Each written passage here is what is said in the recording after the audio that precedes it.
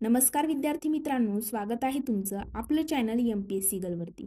तर मित्रांनो, आज आपण AMVI ज्यालाच आपण RTO म्हणून देखील ओळखतो आणि मराठीमध्ये सहाय्यक मोटार वाहन निरीक्षक आपण त्या पदाला म्हणतो। तर मित्रांनो, आपण सहाय्यक मोटार वाहन निरीक्षक या पदाविषयी आजच्या व्हिडिओमध्ये संपूर्ण सविस्तररित्या माहिती बघणार आहोत। वयोमर्यादा काय आहे, शैक्षणिक अर्हता तुम्हाला काय हवी आहे, त्यानंतर तुमची ट्रेनिंग होते का, नियुक्ती कोणत्या ठिकाणी होते, त्यानंतर वेतन श्रेणी तुमची काय असेल, काही अटी या पदाकरिता तुम्हाला असतील का, पदवी कोणत्या फील्डमधून तुम्हाला घ्यायची आहे, कारण MPSCतून जेवढ्या काही पोस्ट आपण आतापर्यंत बघितल्या त्यामध्ये कोणत्याही फील्डमधून तुम्हाला पदवी घेतलं तरीही तुम्ही पात्र होतात।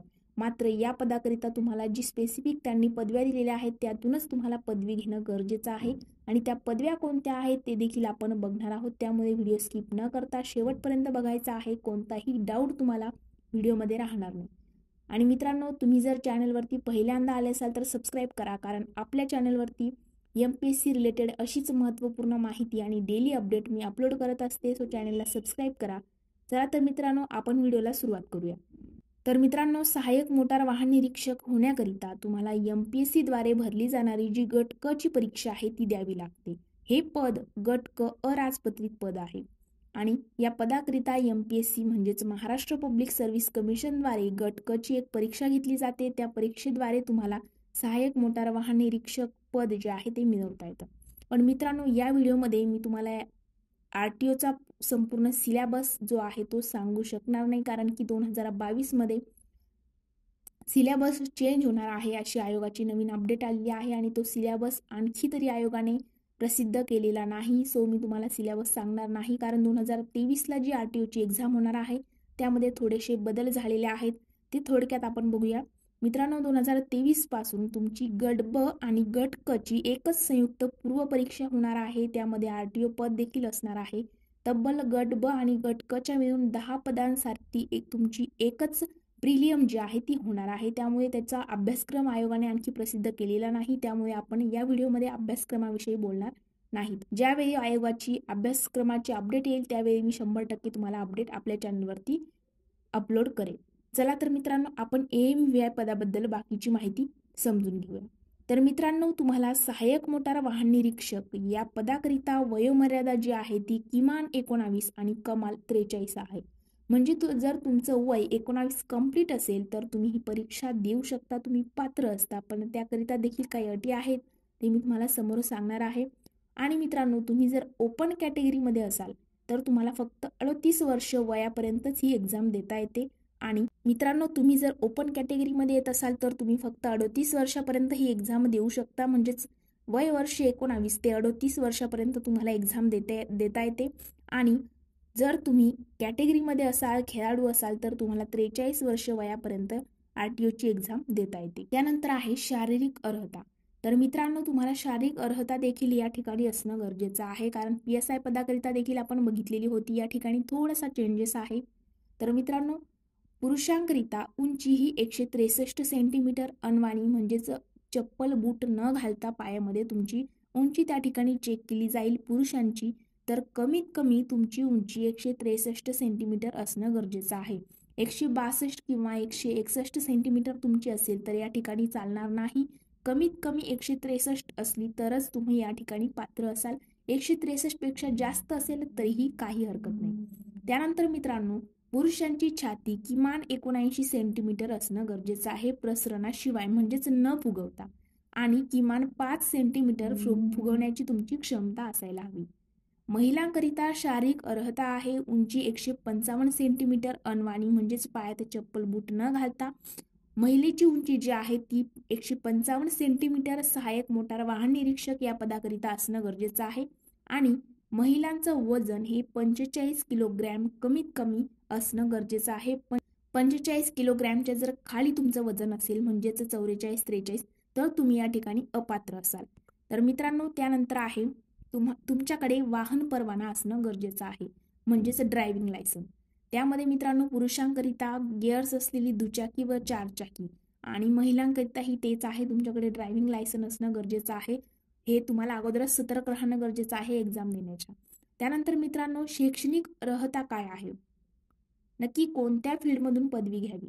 तर मित्रांनो बघा, शैक्षणिक अर्हता आरटीओ पदाकरिता ही तुमच्याकडे डिग्री असणं गरजेचं आहे. पण डिग्री ही तुमची मेकॅनिकल इंजिनिअरिंग, ॲटोमोबाईल इंजिनिअरिंग किंवा प्रोडक्शन इंजिनिअरिंग या 3 फील्डमधूनच तुमची डिग्री होणं गरजेचं आहे. आणि तुमच्याकडे डिप्लोमा असेल तरी तुम्ही ही परीक्षा देऊ शकता. डिग्री किंवा डिप्लोमा, पण डिग्री तुमची मेकॅनिकल इंजिनिअरिंग, ॲटोमोबाईल इंजिनिअरिंग आणि प्रोडक्शन इंजिनिअरिंग यामध्येच असणं गरजेचं आहे. आता काही विद्यार्थी विचारतात, लास्ट इयरला आम्ही ॲपियर असू का? तर हो, बाकीच्या पदांसाठी जी काही शैक्षणिक अर्हता आहे त्याचप्रमाणे तुम्ही या ठिकाणी देखील तुमची डिग्री जर कंप्लीट लास्ट इयरला जरी तुम्ही असाल तरीही या परीक्षेकरिता तुम्ही ॲपियर आहात. पण मात्र मुख्य परीक्षा देण्या अगोदर तुमच्याकडे तुमच्या डिग्रीचं सर्टिफिकेट असणं गरजेचं आहे. लास्ट इयरला तुमची म्हणजे मेन्सची एक्झाम देताना तुम्हाला लास्ट इयरला ॲपियर तुम्ही नसाल, पूर्वपरीक्षा तुम्ही लास्ट इयरला असाल तरीही देऊ शकता. मात्र मुख्य परीक्षेला तुमचा फॉर्म भरताना तुमच्याकडे डिग्री लास्ट इयरचं सर्टिफिकेट असणं गरजेचं आहे. म्हणजे तुमची डिग्री कंप्लीट असायला हवी मुख्य परीक्षेकरिता. तर मित्रांनो, हे आहे तुमची शैक्षणिक अर्हता. त्यानंतर मित्रांनो, जेव्हा तुम्ही AMVI होता त्यानंतर तुमची ट्रेनिंग देखील असते.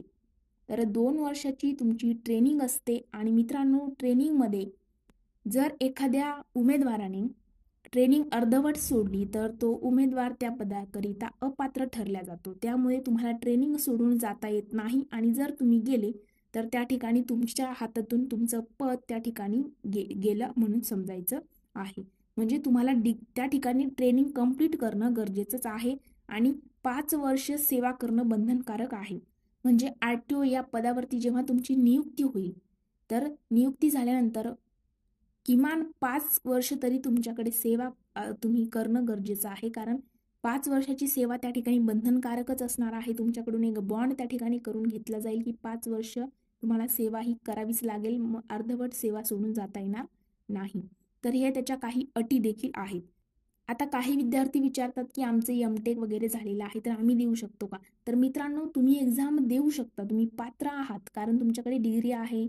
तुमचं एमटेक जर झालेलं असेल तर काही हरकत नाही, उच्च शिक्षण असेल तरीही देऊ शकता. मात्र या ठिकाणी तुमचं वय या ठिकाणी बसतंय की नाही हे तुम्हाला बघावं लागेल. वयाची मर्यादा आहे. जरी तुमच्याकडे तुमचं एमटेक वगैरे झालेलं असेल पण तुमचं वय या ठिकाणी जर बसत नसेल, वय जास्त असेल, वयोमर्यादा या ठिकाणी दिलेली आहे आणि त्याच्यापेक्षा जास्त असेल तर तुम्ही अपात्र असाल, तुम्ही परीक्षा देऊ शकणार नाही. तर मित्रांनो, त्यानंतर आहे नियुक्ती. तर तुमची ट्रेनिंग वगैरे कंप्लीट झालेली आहे, पूर्वपरीक्षा, मुख्य परीक्षा, त्यानंतर तुमची ट्रेनिंग असते. ट्रेनिंग कंप्लीट झाल्याच्या नंतर तुमची नियुक्ती ही महाराष्ट्रातील कोणत्याही जिल्ह्यामध्ये करतात.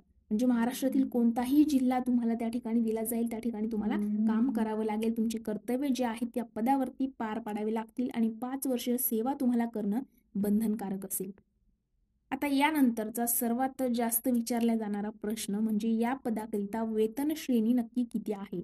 तर मित्रांनो, तुम्हाला भत्ते वगैरे सर्व जर ॲड केलं तर 37,600 त्याच्यापेक्षा जास्त त्या ठिकाणी तुम्हाला वेतन जे आहे त्या ठिकाणी आरटीओ पदाकरिता मिळत असतं. मात्र एक परफेक्ट आकडा जो आहे तो आपण या ठिकाणी सांगू शकणार नाही.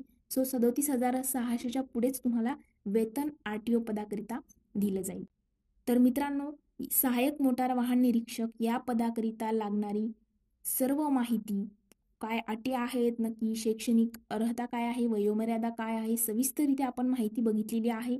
तरीही तुम्हाला काही डाऊट असेल तर मला आपल्या चॅनलच्या अबाउट सेक्शनमध्ये माझ्या इंस्टाग्राम अकाउंटची लिंक आहे, तिथे जाऊन तुम्ही मला मेसेज करू शकता. मी नक्कीच तुमच्या प्रत्येक प्रश्नाचं उत्तर देण्याचा त्या ठिकाणी प्रयत्न करेल.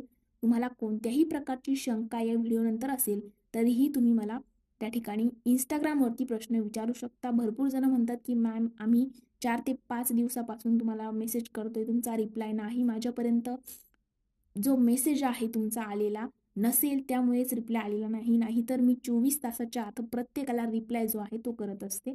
सो मित्रांनो, तुम्ही इंस्टाग्रामवरती मला प्रश्न विचारू शकता. मी नक्कीच तुमच्या प्रत्येक प्रश्नाचं उत्तर त्या ठिकाणी देईल. नका. तर आज आपण इथेच थांबूया. Thanks for watching.